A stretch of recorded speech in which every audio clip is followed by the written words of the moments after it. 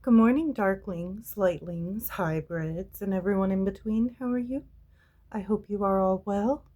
And it's been a little bit, so I thought today would be perfect to do our 13 months, 13 keys update on a little bit of my work and where I'm at with Kali.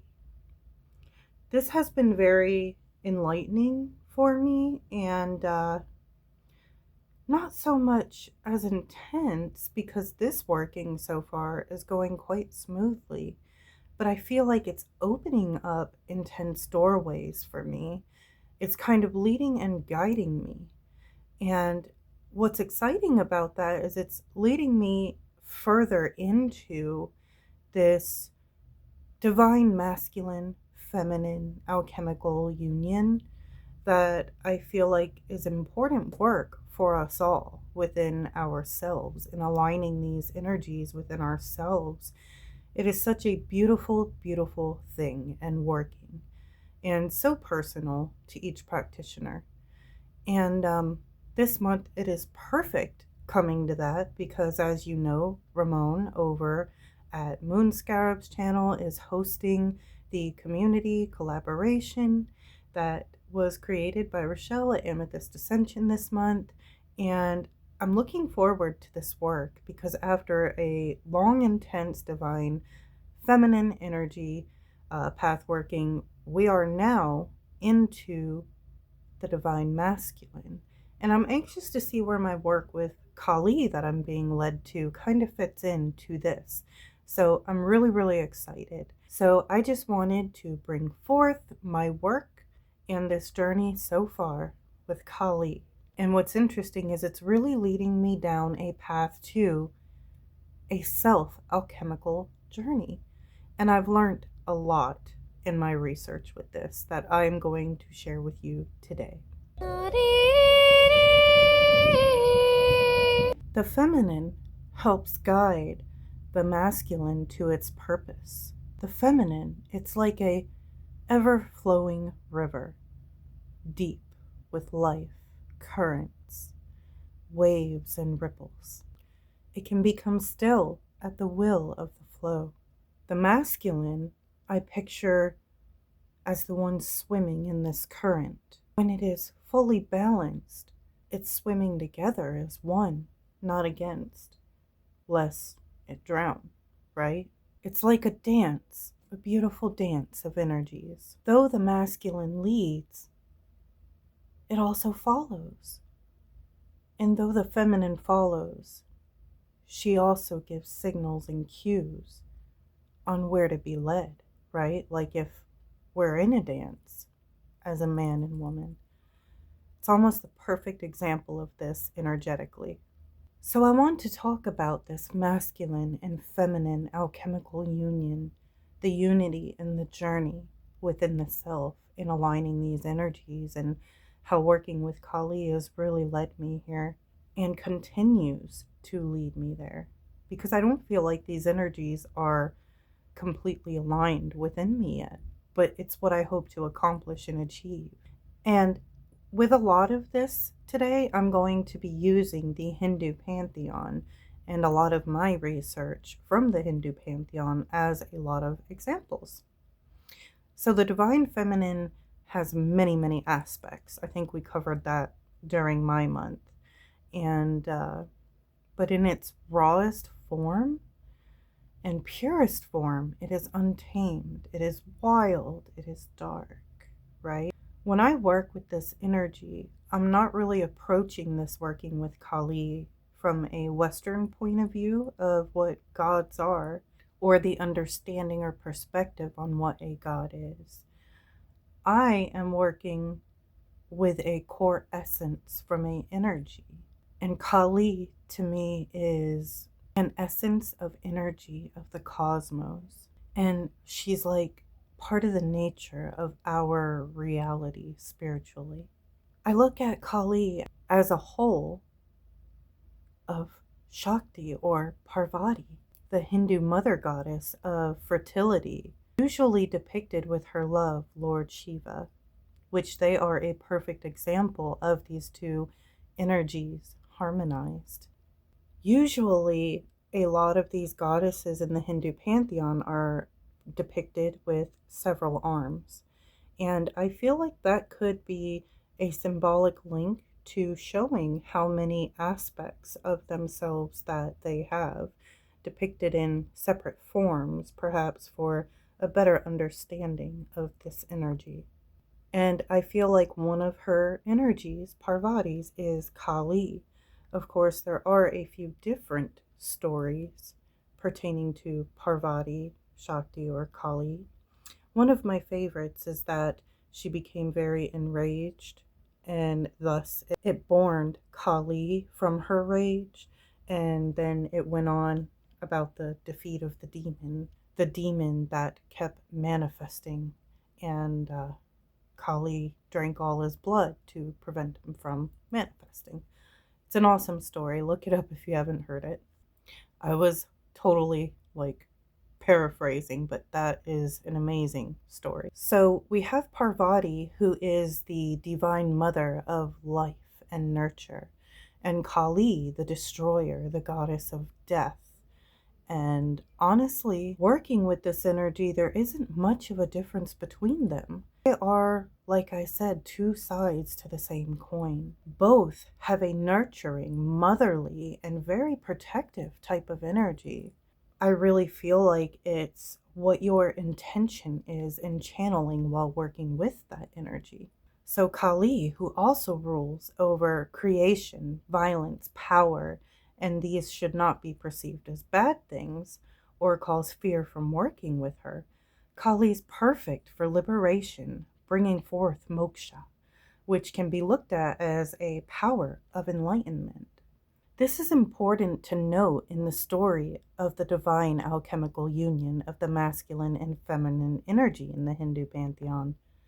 A photo that is popular depicts Lord Shiva laying under Kali's feet, his expression in a state of ecstasy as he submits to her power.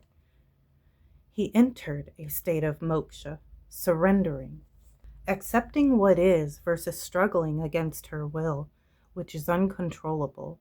A great symbol or guide telling us that when working with Kali, we must let go. We must destroy old parts of ourselves and submit to the cycles and currents of life in order to move forward.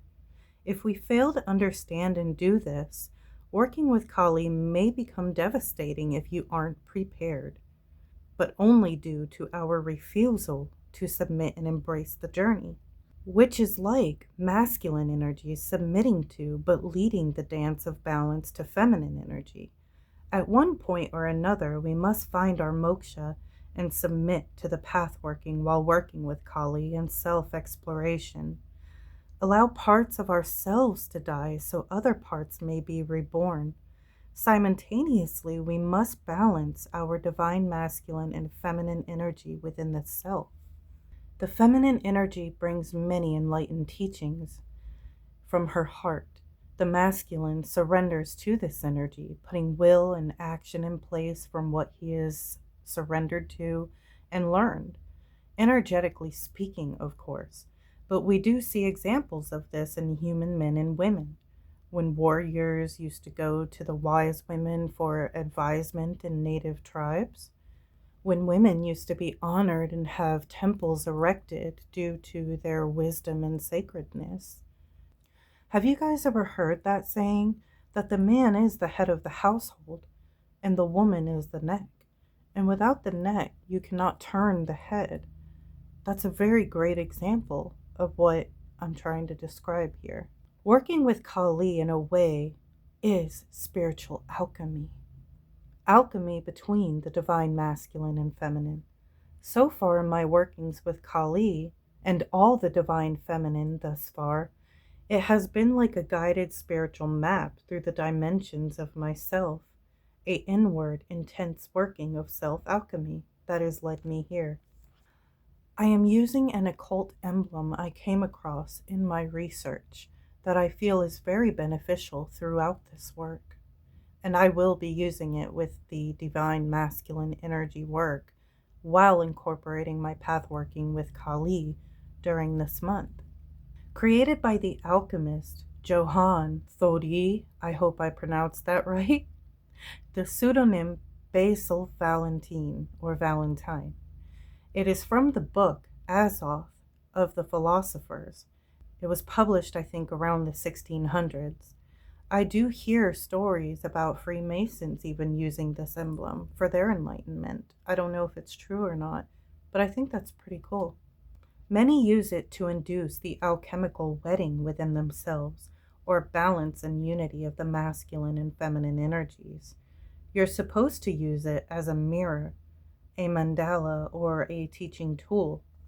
I have drawn this tool and have it on my Kali altar, preparing to try to go through this union and go through the alchemical steps to merge my energies within, to transcend my higher and lower self, to unify my masculine and feminine energy. The image depicts the elements, duality, the trinity, your thoughts, emotions, and actions. It is perfect to help align what is spiritually fractured. And if my masculine and feminine is included, then I have lots of work to do, as do we all. This image depicts so much more, and it goes so deep pertaining to spiritual alchemy and the human design that we don't have time to explore it all today. But I will be doing a video specifically on this emblem. But in short, it is a symbol of the body of the human, physically and spiritually, showing us the 7 alchemical steps to transformation from within. Working with Kali, I have come to realize the feminine energy is that which creates life, the masculine that which embodies death, and when unified, it symbolizes infinity, a cycle which never ends. I am excited for Ramons' divine masculine work this month, along with my continued work with Kali. Side note, before we end this, some of my results this far, but I haven't concluded yet because I still don't understand it fully and what it's trying to teach me, though I'm excited to ponder on this and experience this further. But with dreams, they seem to take place in all forms of time, happening all at once. The past, the present, the future. I have a whole lot more to explore with this, but I'll be dreaming of something that happened in the past, or past things, or my children will be younger in the dream, but I know I'm speaking to their older soul from the present, and then there's future clues in it. So the dreams have become quite intricate to navigate and ponder on the meanings or symbologies, and I do feel like Kali's energy has a lot to do with this. I really want to explore a lot more when it comes to the concept of time with Kali. I think I might be working with her a bit longer than I had expected, because not only do I want to do this alchemical union and these 7 alchemical steps of the self with her, but I also want to explore more with time. Thank you guys so much for being here and being with me on this journey. And I hope you got some enjoyment out of this. And I can't wait to update you on more. I am sending you all lots of love.